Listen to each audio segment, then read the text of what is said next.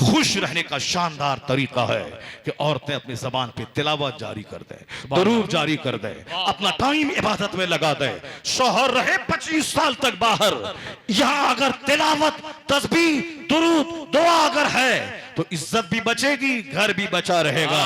और अगर इबादत तिलावत नहीं है और तुमने इनको एलईडी टीवी लाके दे दिया और हर महीने 25,000 वहां से भेजता है, पर्स मजबूत होगा, मार्केटिंग मजबूत होगी, एलईडी टीवी पे 10 घंटे साफ प्रोग्राम चलेगा, रिमोट हाथ में, गरम गजा, गरम माहौल, गरम कल्चर, गरम सीन और गरम गाना और गरम गजा भी है, मछली और गोश्त और अंडा डेली है, चाउमीन, बर्गर और साफ पानी पूरी, वो सब है, जो मन में आया सब खाया। पैसा वहां ऊंट चरा के भेजता है और यहां सारा पैसा। फिर क्या होगा जब बदन में आग लगेगी तो आग बुझाने के लिए क्या होगा, इज्जत जल के राख हो जाएगी। तुम वहीं तबला बजाओ दुबई, कतर और दम्माम में, और यहां तेरा घर जल के राख हो गया। मत जाओ दुबई, मत जाओ कतर, क्या करेगा 10 साल नौकरी करके अपने घर को उजाड़ कर। अगर बीवी को वहां रखना है तो रख, नहीं रखना है तो तू इनके साथ रह इनके साथ रह। अगर नहीं यहां रहता है, बाहर जाना जरूरी है, नौकरी यहां नहीं है, तो अपनी बीवी के हाथ में रिमोट हटा के उसको एक सिलेबस दे दे। फजर के बाद जब तक 3 पारे नहीं पढ़ना, नाश्ता मत खाना। जोहर के बाद जब तक तुम बाहर शरीयत 1 घंटा नहीं पढ़ना, खाना नहीं खाना। असर से मगरिब तक 1000 कलमा पढ़ना। मगरिब के बाद सूरह दुखान पढ़ना, सूरह वाक़िया पढ़ना, सूरह यासीन पढ़ना, सूरह मुज़म्मिल पढ़ना, जुमा के दिन सूरह कहफ पढ़ना और बिस्तर पे जाके या नबी सलाम अलैक पढ़ते पढ़ते सो जाना। अगर फजर से लेके इशा तक आपने रूटीन दे दी, तब तो समझे कि आबरू बची रहेगी। फुर्सत ही नहीं मिलेगी कि बदन में आग लगे, निगाह बहके, कान बहके, जबान बहके, नजर कुरान पर, नजर दुरूद पर, नजर कलमा पर, नजर अपने बाल बच्चों की तरबियत पर। अजनबी मर्दों से पर्दा है, निगाह बचेगी तो 10 साल के बाद आएगा तो इज्जत बची मिलेगी। नहीं तो जहां रिमोट लाके दिया और एलईडी टीवी दीवार को घेरने वाली लाके दे दिया, तो तुम वहीं रहो। ये बोलेगी अगले साल आइएगा, फिर बोलेगी अगले साल आइएगा, फिर बोलेगी अगले साल आइएगा। वही हुआ जो माहनामा अशरफिया में खबर छपी थी। आजमगढ़ की एक खातून, शौहर बाहर रहता था, वहां से जब आया उसको भनक लगी कि ऐसा कुछ घर में हो रहा है, होटल अटेंड किया जा रहा है। उन्होंने उसी होटल में जाके घर वालों से छुट्टी ली कि मैं आज जा रहा हूं सऊदी के लिए, मेरी फ्लाइट परसों दिल्ली से है, मैं आज जा रहा हूं। वो गया उसी होटल में जाके ठहर गया।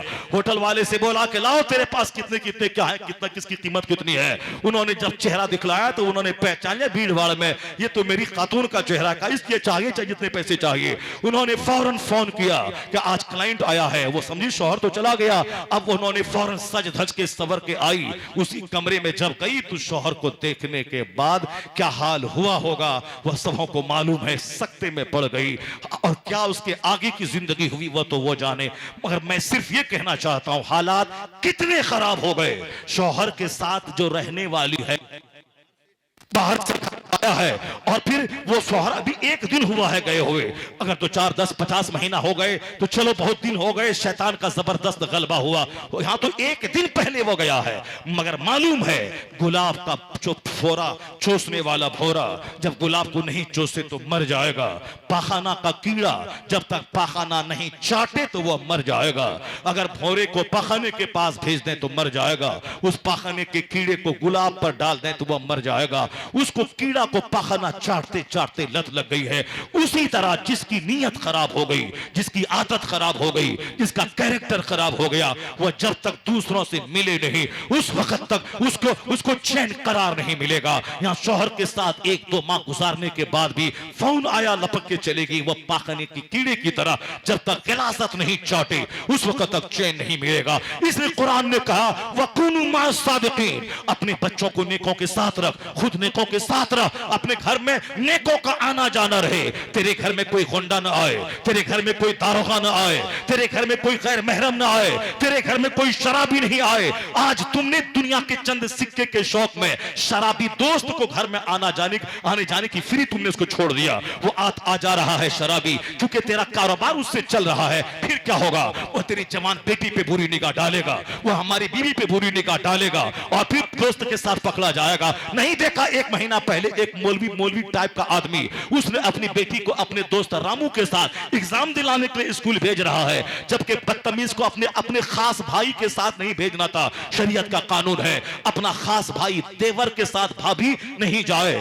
जरूरतन कभी डॉक्टर के पास जाना हो तो पर्दे का लिहाज करते हुए डॉक्टर के पास जाए आ जाए। यहाँ स्कूल नहीं भेज रहा है एक मुसलमान अपना देवर, तो देवर के साथ जाना हराम है, या अजनबी मर्द रामू के साथ भेज रहा है। वहां क्या हुआ? बदतमीज तेरी इस सुन्नत पे अमल न करने की वजह से, शरीयत की खिलाफ वर्जी की वजह से एक औरत का दीन भी गया, उसका ईमान भी गया। जिना करना तो हराम था, अगर ईमान सलामत रहता तो बख्शिश की कोई सूरत निकल आती, तौबा इस्तिगफार करके, और फिर दूसरों की दुआएं मगफिरत से कुछ हिस्सा मिल गया होता।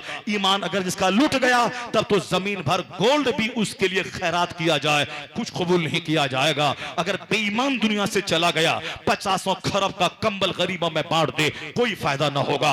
50,000 गरीबों को आंख दान कर दे, कुछ नहीं मिलेगा। वह ब्लड डोनेट करवा दे, कुछ नहीं मिलेगा, क्योंकि मरने के बाद वहां सिर्फ ईमान का एतबार होगा। ईमान अगर है तो अमल काम आएंगे, दूसरों की दुआ काम आएगी। ईमान अगर नहीं रहा तो 50,000 करोड़ खत्म कुरान कर दे कि उसके लिए कोई फायदा ना होगा। अगर ईमान की हालत में गया है तो 3 बार कुल हुवल्लाहु अहद भी पढ़ दे तो एक खत्म कुरान का अजर उसकी रूह को मिल जाएगा। ईमान है, क्या काम किया तुमने? बदतमीज की बीवी का ईमान भी गया और उसका कैरेक्टर भी गया। उसी रामू दोस्त के साथ वो शादी भी कर ली, अपने शौहर को छोड़कर, अपना ईमान से रिश्ता अपना तोड़कर। कसूरवार वो शौहर है जो अपनी बीवी को अजनबी मर्दों के साथ भेज दिया। सिर्फ चंद सिक्के को देखना है, अजनबी मर्द घर में आ रहे हैं, डकैतों से दोस्ती है, चोरों से दोस्ती है, नेताओं से दोस्ती है। अब बिगाड़ मौलाना से है, बिगाड़ नेक लोगों से है। नेक लोगों के लिए दस्तरखान नहीं बिछेगा, अगर बिछ भी गया तो बिस्किट और दालमुट है। और साहब वह चोर डकैत दिन भर गाली देने वाला दारोगा अगर आ गया तो हम तकदीर पे घमंड करते हैं। अरे साहब वाह, ये फोटो है, ये सेल्फी है, मेरे घर में दारोगा आ गया, मेरे घर में विधायक आ गया, मेरे घर में सांसद आ गया, मेरे घर में पंडित जी आ जाएं तो मेरी नस्लें फख्र करेंगी। क्या साहब, हमारा जो वैल्यू है, मेरे घर में साहब मुख्यमंत्री आ गए, फोटो लेना, फोटो को उसको कवर करवा के शीशा फ्रेम करवा के लटका देना ताकि सारे लोग आए देखें कि हम उनके साथ चाय पी रहे हैं। इतनी गंदी और गिरी हुई सोच मुसलमानों की हो गई चंद सिक्के में। कसूर सिर्फ यही है कि बेटा नेता बन गया, मुसलमान नहीं बना था। बेटा डॉक्टर बन गया, मुसलमानियत नहीं दाखिल की गई। बेटा ऑफिसर बन गया, इस्लाम नहीं सिखलाया, न कुरान पढ़ाया, न हदीस सिखाया, न दीन सिखाया, स्कूल में भेज दिया। बुजुर्गों ने कहा है डॉक्टर बनाओ, बाद में पहले मुसलमान बना दे। आईएएस ऑफिसर बनाना, बाद में पहले मुसलमान बना दे। डीएम बनाना, बाद में पहले मुसलमान बना दे। आलिमों के पास उसे भेज ताकि नेकों का चेहरा देखेगा, नमाजी का चेहरा देखेगा। 1 घंटा के लिए ही मदरसा भेज दे ताकि दीनी माहौल को देखता रहे, मदरसे की दीवार से जुड़ा रहे, वहां के नेकों से जुड़ा रहे। अपने घर में आलिमों और नेक लोगों को बुलाया कर, दस्तरखान बिछाया कर, अपने बच्चों को सामने बिठाया कर, उन नेक लोगों का तारुफ करवाया कर। ये तहज्जुद पढ़ता है, या इशराक पढ़ता है, ये रात में जाके नमाज पढ़ता है, या रोजाना 1000 बार दरूद पढ़ता है, या नेक लोग हैं, जन्नती लोग हैं। बेटा इनका हाथ अपने सर पे रखवा ले, इनसे दुआ करवा ले, उनका चेहरा गौर से देखना भी इबादत है। नेकों का चेहरा देखने से सीने का घमंड दूर होता है, यहाँ का सारा कचरा खत्म होता है। जब बच्चा बचपन से ही नेक लोगों का चेहरा देखेगा, उनका दिमाग सुथरा होगा, दिल सुथरा होगा। वो अगर डीएम बन भी गया तो डीएम का दफ्तर, वो सरकारी कामकाज बाद में होगा, इस्लाम की तबलीग का मरकज वह पहले हो जाएगा। सुभान अल्लाह। मेरे सारे बच्चे, मेरे बच्चों का सर का बाल का स्टाइल बिगड़ गया, मेरे बच्चों की जबान पे गुटका है वो जबान बिगड़ गई, मेरे बच्चों के सीने में सोने का चैन है ये बिगड़ गया, उनके हाथ में धागा है ये बच्चे बिगड़ गए, सुनते नहीं है। अब ये बच्चे पानी कम पी रहे हैं, शराब ज्यादा पी रहे हैं। इन बच्चों की गुट्टी में माँ बाप को बचपन से पिलाना होगा। शराब की एक बूंद अगर अंदर गई तो 40 दिन तक कोई सजदा कबूल नहीं होगा, 40 दिन तक कोई दुआ कबूल नहीं होगी। उसी हालत में अगर मर गया तो जन्नत की खुशबू हराम हो जाएगी। वो जन्नत की खुशबू जो 500 साल तक जाती है, वहां वो जन्नत की खुशबू तेरे लिए हराम रहेगी। अगर उसी हालत में तू मर गया, शराब हराम है, पानी सस्ता है, पानी पी, दूध पी, शहद पी। अल्लाह तौफीक दे तो दूध का फ्रूट्स के जूस पी। अल्लाह तौफीक दे तेरे पास पैसे हैं, अनानास का जूस पी ले, वह डाइजेस्टिव सिस्टम को दुरुस्त रखने में शानदार रोल अदा करता है। अल्लाह तौफीक दे तो रोजाना अनार का जूस पी ले, वह जबरदस्त ब्लड बनाने में इंपॉर्टेंट रोल प्ले करता है। अल्लाह तौफीक दे तो गर्मी के मौसम में संतरा और मौसम्बी का जूस पी ले, वह तुम्हारे लिवर सिस्टम के सारे फंक्शन को दुरुस्त रखेगा। अल्लाह तौफीक दे तो आम के सीजन में जो 2-4 महीना सीजन रहता है उसमें खूब आम खा, खूब आम का जूस पी, उससे बदन के जितने पसीने निकलेंगे उन पसीनों का शानदार बदल एक गिलास आम का जूस है। राजा भी खाए आम और गरीब भी खाए आम, जबरदस्त कैलोरी से भरा हुआ, विटामिन से भरा हुआ फल है, उसे खा। सेब मिले सेब का, आम मिले आम का, जूस मिले जूस पी ले। गन्ना जबरदस्त असर रखता है, उस गन्ने को पी ले, तुम्हारे अंदर के सारी हीट और गर्मी को गन्ना खत्म कर देगा। ये जबरदस्त चीज है, सारी चीजें अल्लाह ने तेरे लिए पैदा की है। अल्लाह नहीं खाता है, अल्लाह के फरिश्ते नहीं खाते हैं, ये सारी चीजें तेरे लिए पैदा हुई है। फिर ये सारी नेमतों को छोड़कर शराब पीने का क्या मतलब है? ये सारी नेमतों को छोड़कर या ड्राई फ्रूट है, ड्राई फ्रूट खा ले। अल्लाह तौफीक दे पैसा हो तो काजू खा, किशमिश का, पिस्ता बादाम का। बच्चों को बादाम खिला, उससे ब्रेन तेज होता है। बच्चों को अखरोट खिला, उससे लीवर का फंक्शन सही होता है। आजकल लीवर का फंक्शन डैमेज होने की वजह से गैस्ट्रिक की बीमारी हो रही है। आज लोग पेट पेट कर रहे हैं, सर सर कर रहे हैं, पेट सर, घुटने और टखने का दर्द, ये सब बीमारियां हैं जिसमें सारे लोग जकड़े हुए हैं। खाने पीने का सारा सिस्टम खराब है, उसके बाद कहते मेरा पेट खराब है, मेरे सर का दर्द, सर के दर्द से सर फट रहा है। सारा सिस्टम दुरुस्त हो। इस ताल्लुक से मैं एक बात बताता हूं, फ्रांस का बहुत बड़ा तहकीकाती इदारा जहां लोग 2-4 साल जाते हैं ट्रेनिंग लेने, मशक करे फिजिक्स केमिस्ट्री बायोलॉजी पढ़ने के बाद, जहां ट्रेनिंग के लिए उस इदारे में दाखिला लेते हैं, क्योंकि वहां तजर्बाकार हाईली एक्सपीरियंस्ड साइंटिस्ट वहां रहते हैं। जहां जो कुछ किताबों में पढ़ा गया उसको प्रैक्टिकल में वहां समझाया जाता है। जो आम प्रोफेसर ना समझा सके, वहां के माहिर एक्सपर्ट उसे समझाने में कामयाब होते हैं। जो हाई क्वालिटी का वैज्ञानिक बनना चाहता है वो उस सेंटर में एडमिशन करवाता है। जैसे अमेरिका का नासा है, वहां रोजाना तहकीक होती रहती है। वहां के लोग समंदर की गहराई में और आसमान की फजाओं में प्रवास करते हैं और यूनिवर्स की सच्चाई का पता लगाते हैं। वो क्या है, सच्चाई क्या है, कायनात का और कायनात का छोर कहां है। यहां तक कि पूरी दुनिया का पता लगाने वाला वैज्ञानिक कहता है कि अगर 10,000 साल भी मुझको मिल जाए फिर भी दुनिया के एक और छोर का पता नहीं लगा पाएंगे। जो कुछ भी दरियाफ्त हुई साइंस में, समझ लें कि 5% ही है। यूनिवर्स इज मिस्ट्री, कायनात एक रहस्य है, दुनिया एक रहस्य है। सारी दुनिया में को पता लगाना ये साइंसदानों के बस की बात नहीं है। हवाई जहाज से लेकर साइकिल तक जितनी भी चीजों का आविष्कार हुआ है वह समझ लें कि सिर्फ 5% ही है जो लोगों ने साइंस की दुनिया में तरक्की करने में कामयाबी हासिल की है। बाकी दुनिया इतनी पेचीदा है कि मुश्किल है। साइंसदानों ने आज कहा कि एक जबरदस्त धमाका हुआ था कई हजार करोड़ साल पहले। उस धमाके से आसमान अलग हुआ, जमीन अलग हुई, तमाम सैयारे सितारे अलग हुए, सब मिक्स थे, एक शक्ल थी उसकी मादे की। वहां एक जबरदस्त धमाका हुआ। उस धमाके से चांद अलग, सूरज अलग, आसमान अलग, जमीन अलग। इसे कहते हैं बिग बैंग की थ्योरी। बिग बैंग की थ्योरी, बिग बैंग की थ्योरी कहते हैं यूरोप वाले। आप जानकर दंग रह जाएंगे कि जहां साइंसदानों की आज रसाई हुई, यही के जमीन आसमान मिले थे और दोनों को अलग कर दिया गया। ये कहते हैं एक जबरदस्त धमाका और इससे ये सब अलग हो गए। इनकी बात अगर सच्ची है और ये बात है भी सच्ची तो फिर यही बात कुरान करीम में 1400 साल पहले जो किताब दुनिया में नाजिल हुई उस किताब में इसी को किस तरह है। इस बात को अल्लाह फरमाता है अवलम यरल लज़ीन कफरू अन्नस समावाति वल अर्दा कानता रतकन फफतकनाहुमा। अल्लाह कहता है ये काफिर देखते नहीं कि जमीन और आसमान ये दोनों आपस में मिले हुए थे और हमने इन दोनों को जुदा कर दिया। फफतकनाहुमा, ये कहते हैं ब्लास्ट हुआ, धमाका हुआ जिससे दोनों अलग हो गए। यही बात कुरान 1400 साल से दुनिया वालों को बता रहा है। यह इस बात की दलील है कि मुसलमानों का बच्चा फिजिक्स बाद में पढ़े पहले कुरान पढ़े, केमिस्ट्री बाद में पढ़े पहले कुरान पढ़े, बायोलॉजी बाद में पढ़े पहले कुरान पढ़े। क्योंकि जहां भी साइंटिफिक डेवलपमेंट है अगर सच्चाई है उसका रिश्ता कुरान और हदीस से कहीं न कहीं जुड़ा हुआ है। नारे तकबीर, कहीं जुड़ा हुआ, नारे रिसालत, अज़मते कुरान, नारे तकबीर, नारे रिसालत। कभी कुरान और साइंस पे बात हो तो 2.5-3 घंटे तक मैं आपको ये बताऊं कि साइंस आज क्या कह रही है और कुरान शरीफ की आयतों में यही तहकीक किस तरह फसाहत और सराहत के साथ दुनिया वालों की आयतें क्या पैगाम दे रही है।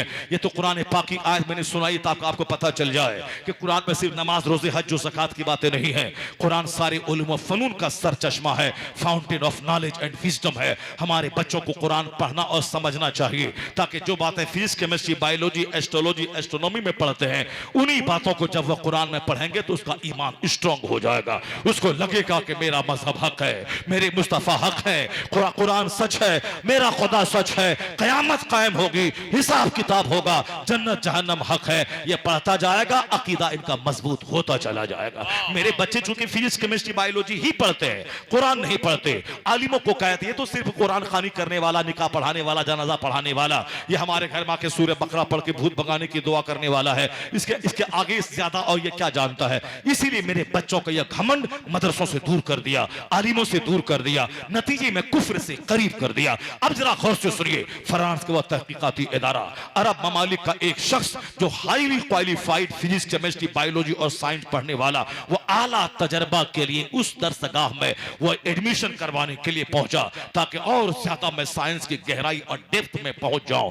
जब वह वहां पहुंचा, वहां जाने के बाद वहां के जो एग्जामिनर थे उनसे सवाल किया कि तुम फ्रॉम वेयर यू केम, कहां से आए। इन्होंने कहा आई एम फ्रॉम अरब, मैं अरब से हूं, अरब के फला मुल्क से रहने वाला हूं, रिलीजन तो इस्लाम है, मैं मुसलमान हूं। मगर उन्होंने क्या कहा, उन्होंने सवाल किया कि how do you feel about your profit, अपने पैगंबर के बारे में तू क्या महसूस करता है, क्या तू उनके बारे में जानता है, क्या बोल सकता है। यह पैदा हुआ था अरबपति घराने में और साइंसी माहौल में आंख खोला था।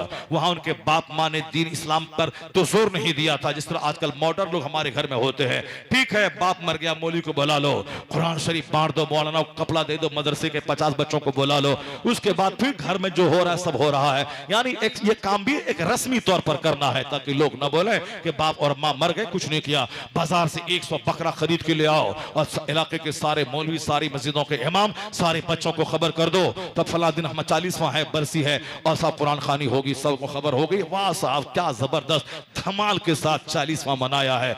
100 बकरा ज़बह किया, बिरयानी खिलाई, 10,000 लोग खाना खाए। यानी सिर्फ नाम नमूद शौक की खातिर, बाकी मौलाना मौलवी का कोई मसरफ नहीं है। ये मॉडर्न लोग जो आज हैं, अरबपति खरबपति लोगों के यहाँ क्या होता है, ये सब होता है। कुरान पढ़ने वाला बच्चा नहीं मिले तो अरे कुरान ही तो सुनना है, मुसलमानियत को बचाना है तो टैप रिकॉर्डर ऑन कर दो। अब वहां आज का तो 300 पारों की सीडी मिल रही है। अब वहां सुनवा दिया, 10 पारे पढ़ा, सुबह से शाम तक पढ़ा, पूरा कुरान पढ़ता रहा, रिकॉर्डिंग चलता रहा। उधर साहब सारे हिंदू, मुस्लिम, सिख, ईसाई, गैर मुस्लिम सब आते रहे, सब बिरयानी खाते रहे और मस्तियां के साथ। वाह साहब, क्या जबरदस्त, बाप का आपने 40वां और बाप की बरसी आपने मनाई है और ये मस्त हाथी की तरह झूमता रहा और साहब रिकॉर्डिंग चलती रही। साहब नहीं साहब, सुबह से रिकॉर्डिंग चल रहा है, सुबह से कुरान पढ़ रहा है रेडियो में, चाहे जबान से पढ़े चाहे सीट कैसेट चले, आखिर कुरान ही तो हो रहा है। यानी वो बिल्कुल सफाई के साथ बताएं मैं कितना बड़ा मुसलमान हूं। सुबह से कुरान चल रहा है, गाना थोड़ी सुनवा रहे हैं, फिल्मी गाना थोड़ी चल रहा है, रिकॉर्डिंग में कुरान शरीफ चल रहा है,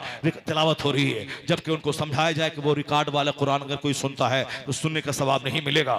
वहां आयते सजदा भी आ जाए तो आयते सजदा पे सजदा करना जरूरी नहीं है, बल्कि अपना पढ़ना होगा या कोई शख्स पढ़ता हो उसको सुनना होगा। वो तो एक रिकॉर्ड की चीज है, सदाए बाज़गश्त है। जंगल में कोई सदाए बाज़गश्त सुने तो उसकी आवाज को सुनने पर ना नमाज होगी और सदाए बाज़गश्त पे और ना ही उस पे कोई अजर मिलेगा। साहब यहाँ पर मगर मस्तियां है, कौन मौलाना की बात सुनता है। मौलाना चुप रहो, कपड़ा ले लो, 10,000 रुपए का सूट शेरवानी बना लेना, चले जाओ। अब ये मौलाना भी मस्जिद में क्या जबरदस्त 40वां कराया बाप का, और वहां मिला अल्लाह के यहाँ कुछ नहीं। और यहाँ सारा काम फैशन और दिखावे, दारोगा और सारे पुलिस वाले, ट्रैफिक पुलिस वाले जो सब्जी बेचने वाली की टोकरी में लाठी मार के 10 रुपए की खातिर 10 गाली सुन ले और जलील हो जाए। 80,000 महीना गवर्नमेंट ने दिया, उससे पेट नहीं भरता। वह जब तक सुबह सवेरे गरीब सब्जी बेचने वाली मंडी से माल ला के बेचेगी, वो अब उसको टोकरी मारता है, लाठी बोलता है पैसा लाओ, वह 10 रुपए देती है, 10 गाली भी देती है और ये सुन लेता है और मस्त हो जाता है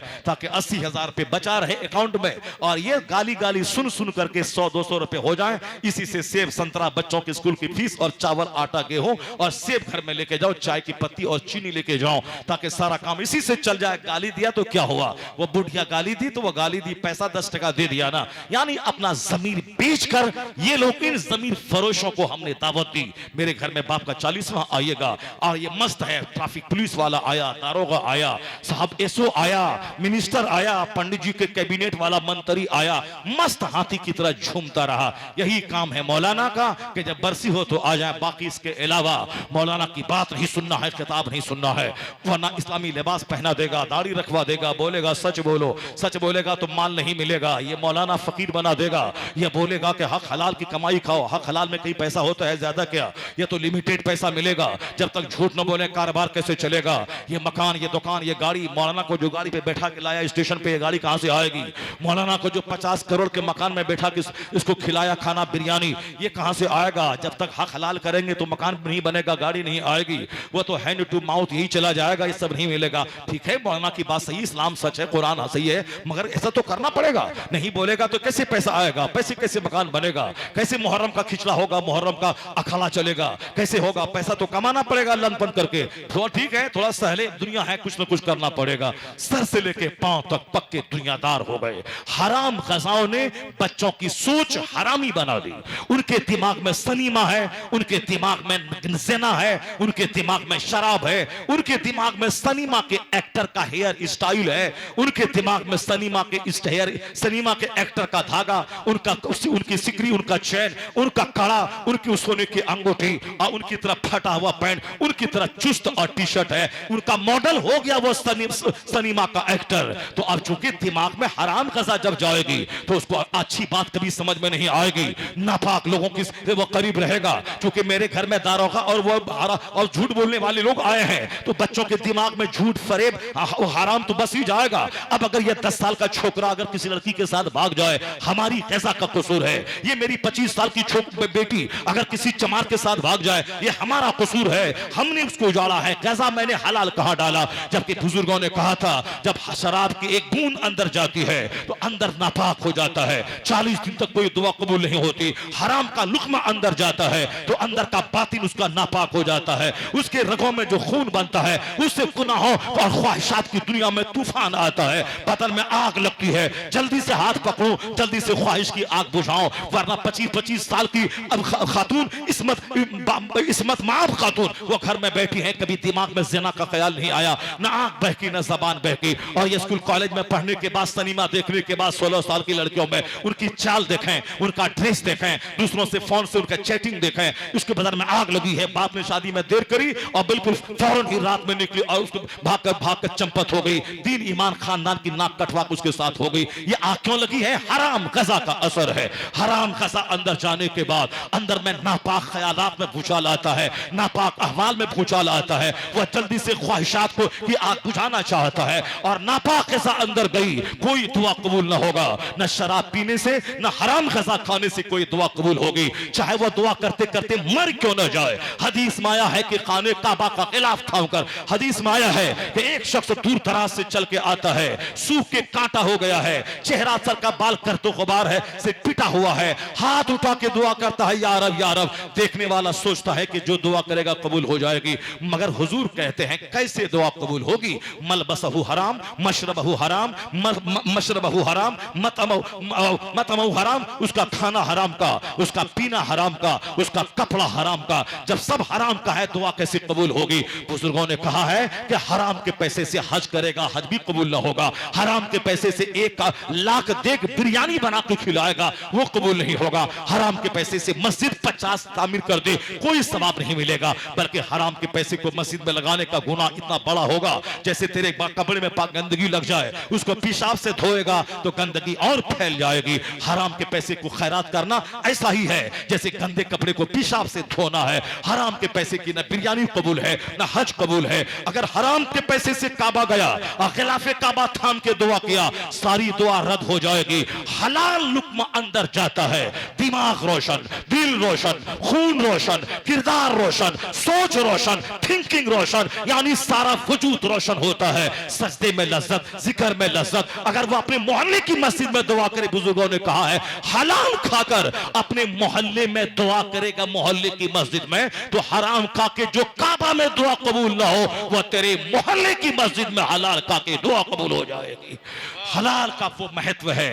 मुसलमान इस कदर मस्त हो गए काफिरों का देखा देखी, कुछ नहीं, सिर्फ माल चाहिए, चाहे जहां फ्रॉम वेयर जाए, जहां से आए, माल चाहिए। नहीं नहीं, हुजूर ने फरमाया है ला तज़ूलु क़दमा अब्दिन हत्ता युसअल अन अर्बईन, 4 चीजों का सवाल जब तक क़यामत में होगा नहीं, उस वक्त तक बंदा अपनी जगह से 1 इंच हट नहीं पाएगा। सबसे पहला सवाल होगा अन उमरिही फीमा अफना, यह बहुमूल्य जीवन, यह कीमती जिंदगी। जो लोग मर गए, मरते वक्त एक एक मिनट के लिए तरसते थे कि अभी नहीं मरूं, 2 दिन जिंदा रह जाऊं ताकि बैंक के पैसे का सारा हिसाब किताब कर दूं, बच्चों को वसीयत कर जाऊं, घर मकान गाड़ी जमीन के बारे में 2 घंटा बैठ के फैसला कर दूं। फरिश्ते कहते हैं वलन युअख्खिर अल्लाहु नफ्सन इज़ा जा अजलुहा, एक लम्हा की छूट नहीं दी जाएगी। 50 साल की लंबी छूट में नहीं संभला तो 2 दिन में क्या संभलेगा। 70 साल की लंबी उम्र अल्लाह ने दी और तुम सोचा कि जिंदगी मेरा हक है, जो मुझको मिल गई है जिंदगी, और फिर कभी मैं मरूंगा नहीं। तुमने सोचा नहीं कि तेरे पीछे मौत की तलवार लटक रही है, किसी भी वक्त में यह तलवार तेरी जिंदगी का खात्मा कर देगी। और अभी जब मौत को आंखों से देखा है तो कहता है 2 दिन की मोहलत मिल जाए, 2 सेकंड की मोहलत नहीं मिलेगी। उस वक्त आदमी अपने सीने पे गम का पत्थर रख के चला जाता है, सारी कमाई, सारी छतों को हसरत भरी निगाहों से देख करके दुनिया का सारा गम सीने पे रहता, सारे गम से बड़ा गम छोड़ने का गम और फिर आखिरत का गम, वह सब लेके दुनिया से चला जाता है। जब मौत इतनी ही है, इतनी कीमती जिंदगी का इस्तेमाल कैसे किया वो तो पूछा जाएगा। अल्लाह के रसूल फरमाते हैं यह बहुमूल्य जीवन जिसका एक एक मिनट कीमती है, एक एक सेकंड कीमती है। यह पता कब चलता है जब बंदे का दोनों पांव कट जाता है। यह पता कब चलता है जब वेंटिलेशन आईसीयू में आदमी रहता है, ऑक्सीजन पे सांस लेता है। अब ये सांस ले रहा था, मौलाना की तकरीर कितना समझाने वाला आया चला गया। ये समझाने आए हैं, आए समझाएं जाएं, ज्यादा बात ना बनाएं।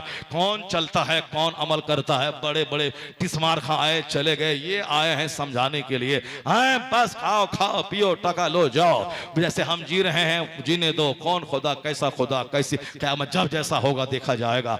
ये आदमी की बात अच्छी नहीं लगती। ये सिर्फ वो क्यों अभी सांस आसानी से ले रहा है, इसीलिए उसको समझ में नहीं आती कि जिंदगी क्या चीज है। जहां कल गिरेगा, जहां वेंटिलेशन पे जाएगा, जहां सांस की खैरात मांगेगा, बच्चे सामने खड़े हैं बात नहीं कर सकता है, बीवी सामने खड़ी है बात नहीं कर सकता है, उस वक्त पता चलता है कि जीवन कितना बहुमूल्य है, जिंदगी कितना कीमती है। उससे पहले जो अल्लाह ने अभी मौका दिया है आंख से दुनिया को देखने का, कान से सुनने का, जबान से बोलने का, और साहब बगैर रुके बोलने का, जिंदगी जो दी है, सांस ले रहे आराम से, इसकी कदर कर। एक एक लम्हा कीमती है, एक एक मिनट कीमती है। यही सांस है ना, जब ऑक्सीजन की कमी हो तो आदमी तड़प तड़प के मरता है, और अभी आराम से सांस ले रहा है तो क्या इसीलिए ताकि खूब मोबाइल चलाएं, आंख निगाहें गाड़ करके आंख की बीनाई को खत्म कर दें। आप मोबाइल आग से चार्ज होता है, बिजली आग है, और उसी आग पे 10 घंटे नजर दौड़ा के देखते रहना है, ऊपर से कंबल डाल के अंदर में देखना है। औरतों मर्दों सबका अलग, कुछ नहीं पूछा जाएगा ये बहुमूल्य जीवन तुमने कैसे गुजारी, कैसे फी उमर ही अन उमर ही फीमा अफना, 1 इंच कदम हटेगा नहीं क़यामत के दिन जब तक के जवाब नहीं देगा बंदा यह कीमती जिंदगी किस काम में गुजारी। दूसरा सवाल होगा जवानी के बारे में। यह जवानी जो क्रीम पीरियड है जिंदगी का, बचपन तो खेल में खत्म हो गया, वह तो गैर मुकल्लफ है, और जब और बुढ़ापे में तो आदमी जब शैबा होता है, बूढ़ा होता है, उस वक्त में होश व हवास गुम होते हैं। वो तो फर्ज वाजिब ही अदा कर ले तो बहुत बात है, क्योंकि वहां पेट में दर्द, रखने में दर्द, घुटने में दर्द, 1 दर्जन बीमारी, उठ नहीं पा रहा है, सांस नहीं ले पा रहा, मस्जिद जाता है रास्ते में बैठ जाता है, सजदे में गया तो अब गैस फॉर्म हो जाती है। बुढ़ापे में तो समझ लें कि वो भी बच्चे की मानद ही रहता है। क्रीम पीरियड है जवानी का, जिसमें ख्वाहिशात की आग लगी रहती है, दुनिया भर की जिम्मेदारियां रहती हैं, घर बनाना, गाड़ी खरीदना, बच्चों की शादी करना, बच्चों को पढ़ाना, समाज में अपना स्टेटस कायम करना, समाज के लोगों में अपनी एक पहचान बनाना है, उसके लिए जो करना, उसी जवानी का क्रीम पीरियड जिसमें जन्नत भी खरीदनी है और दुनिया की राहत भी खरीदनी है। दोनों चीजें जवानी से वाबस्ता है।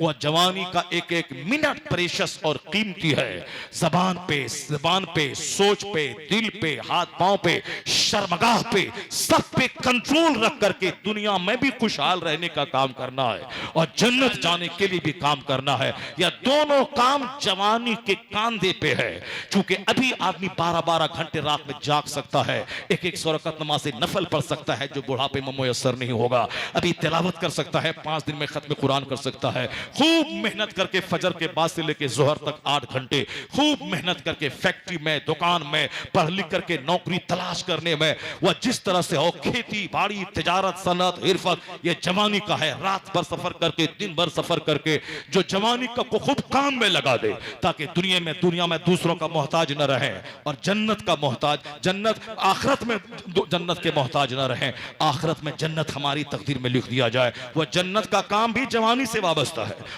और दुनिया की खुशहाली भी जवानी से वाबस्ता है। जवानी बिगड़ गई तो बुढ़ापे में कुछ नहीं होगा, ना इबादत होगी ना दुनिया की मेहनत हो पाएगी।